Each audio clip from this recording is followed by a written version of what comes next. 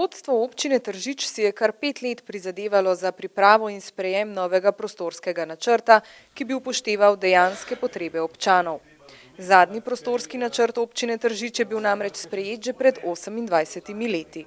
Ljudje so dali pobude za več kot 2100 parcel, 87% pobud je bilo ugodno rešen, pomeni pa OPN nove možnost za investitorje na gospodarskem področju, pomeni nove možnosti za stanovanjsko, industrijsko, pa tudi turistično gradnjo, nenazadnje pa tudi pomembne površine za šport in pa rekreacijo. Župan je prepričan, da je s sprejemom prostorskega načrta že zdaj zadovoljnih več 100 občanov, ki so čakali na spremembo namembnosti posameznih parcel v občini.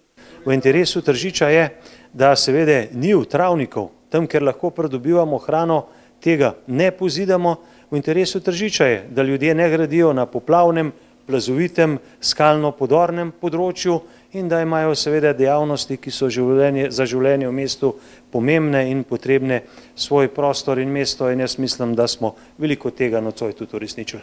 Sajovic ob tem opozarja na počasnost državne birokracije, zaradi katere se je sprejem prostorskega načrta močno zamaknil. Treba je pa povedati, da si občine želimo, da v tej državi tako zahtevni in tako dragi postopki, govorimo o rangu 300 tisočakov, ne bi trajali tako dolgo. Sprejem OPN-ja se je predvsem zaradi 40 soglasij, ki jih dajejo državni organi, zavlekel kar na 5 do 6 let.